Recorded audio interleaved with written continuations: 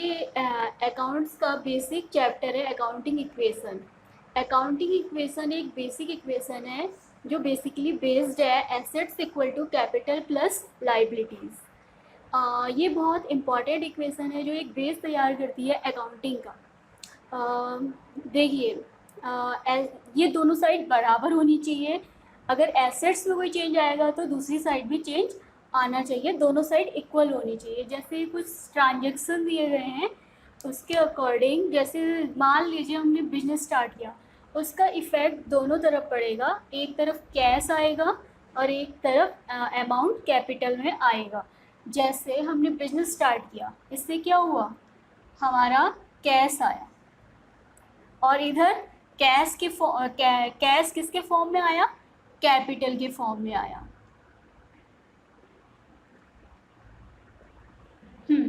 Cash कितना लगाया हमने बिजनेस में, 1 लाख रुपीज़। और कैश किस फॉर्म में आया बिजनेस में। देखिए, बिजनेस जो होता है एक सेपरेट एंटिटी होता है। बिजनेस और बिजनेसमैन, ये दोनों, बिजनेस एक सेपरेट एंटिटी होता है।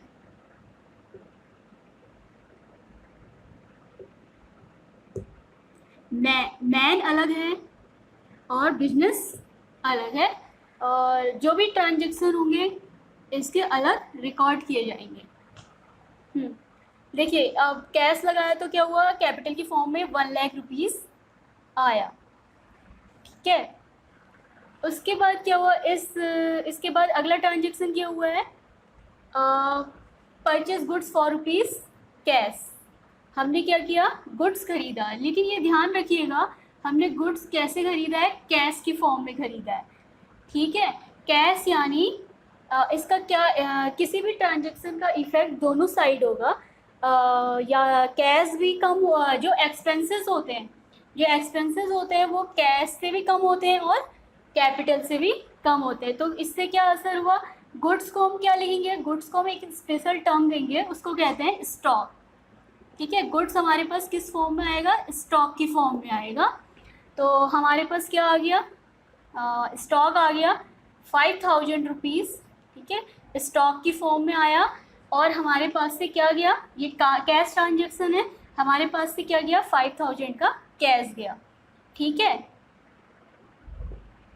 कैपिटल पे कोई असर नहीं हुआ, इसलिए हम इसको ऐसे का ऐसा ही लिख देंगे। और स्टॉक हमारे पास बढ़ गया क्योंकि देखिए कैश ट्रांजेक्शन हुआ है। किसी भी ट्रांजेक्शन का ये ड्यूअल अकाउंटिंग सिस्टम होता है, किसी भी ट्रांजेक्शन का दो तरफ इफेक्ट पड़ता है। जैसे कि अगर कैश जाएगा तो गुड्स आएगा, किसी भी फॉर्म में हो सकता है, प्लांट्स की फॉर्म में हो सकता है, मशीनरी की फॉर्म में हो सकता है, फर्नीचर की फॉर्म में हो सकता है। इसलिए हम क्या करेंगे, कैश को कम कर देंगे 5000 क्योंकि कैश ट्रांजेक्शन है, और गुड्स को हम क्या टर्म देंगे, स्टॉक टर्म देंगे। तो ये हमारा क्या हुआ, अल्टीमेटली लेस हो जाएगा, और ये लेस होके क्या आएगा, 95,000। और स्टॉक कितना आ गया हमारे पास, 5000 का।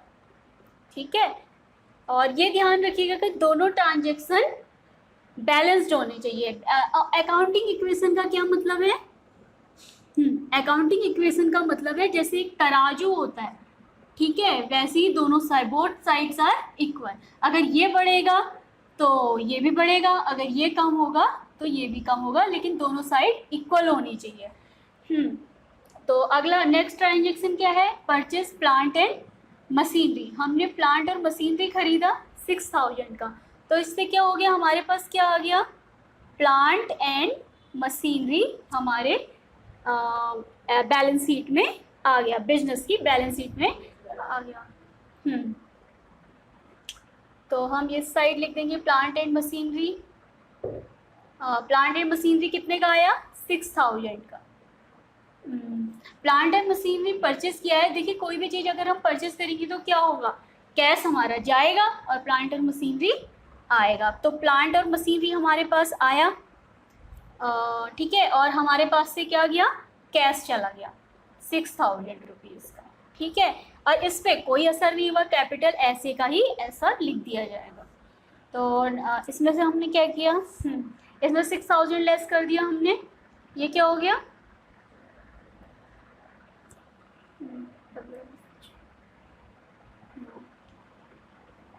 89, ठीक है, और ये 5000 हो गया, और ये 6000 हो गया, और ये ऐसे का ही ऐसे उतर जाएगा।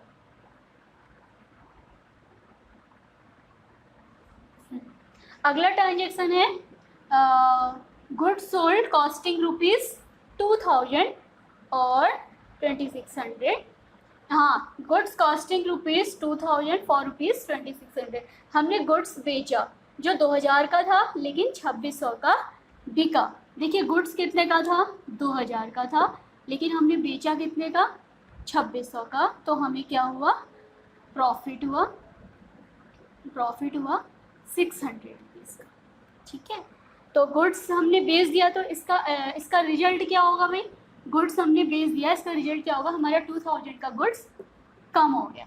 ठीक है, और हमारे पास इससे क्या होगा, हमारे पास कैश कितने का आया, 2600 का, और हमें जो प्रॉफिट हुआ वो कितने का हुआ, 600 का हुआ। तो हम इस ट्रांजेक्शन का असर कहाँ कहाँ पड़ेगा, एक तो हमारा 2000 का गुड्स लेस हो जाएगा, ठीक है, 2000 का गुड्स हमारा लेस हो जाएगा, और हमारे पास कैश 2600 का हमने बेचा, तो हमारा कैश बढ़ जाएगा 2600 से, और जो हमारा अल्टीमेट प्रॉफिट है वो 600 का है, तो हम इसको यहाँ पे शो कर देंगे कैपिटल में 600, क्योंकि जो कैपिटल है उसमें जितने भी एक्सपेंसेस होते हैं वो लेस कर दिए जाते हैं, और जितने भी प्रॉफिट होते हैं वो ऐड कर दिए जाते हैं, इसलिए ये हमारा प्रॉफिट है, तो इसे हमने ऐड कर दिया।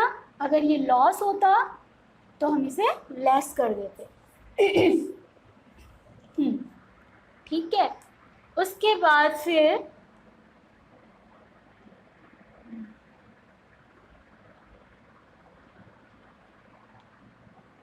ये आ गया हमारा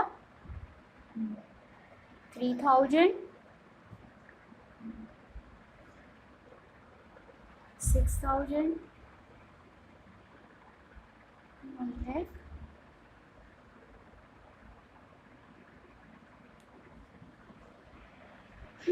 रेंट पेड, हमने क्या किया, रेंट पे किया, रेंट हमारा एक्सपेंस है, रेंट एंड सैलरी पे, ठीक है, दोनों ही हमारे एक्सपेंस हैं।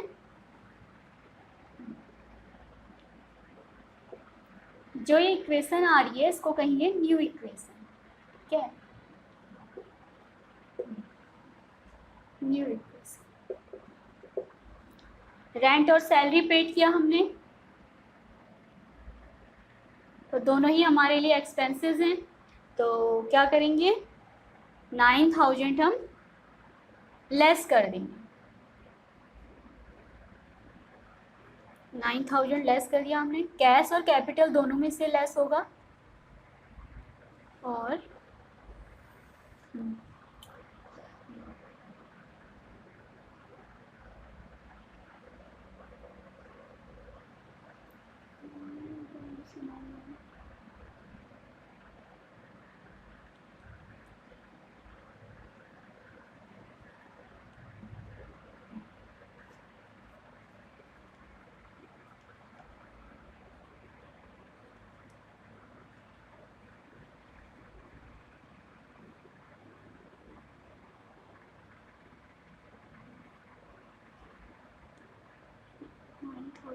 है ना,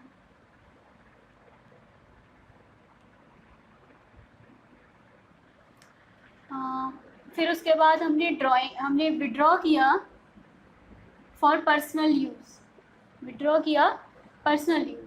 देखिए पर्सनल यूज़ के लिए जो अमाउंट विड्रॉ की जाती है उसको हम कहते हैं ड्राइंग, उसको हम कहते हैं ड्राइंग।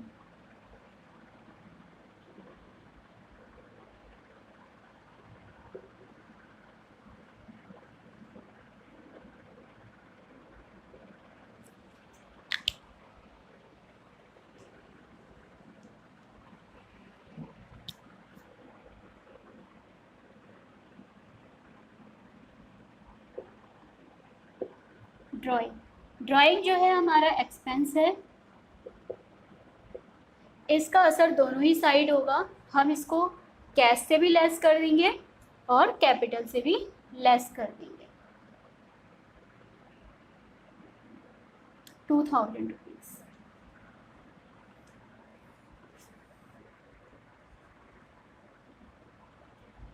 लेस करके जो आएगा वो न्यू इक्वेशन होगी। और ये याद रखिएगा, अकाउंटिंग इक्वेशन का मतलब होता है बोथ साइड आर इक्वल, दोनों साइड हमारी इक्वल होनी चाहिए। अगर इसमें कोई इफेक्ट होगा तो इसमें भी होगा।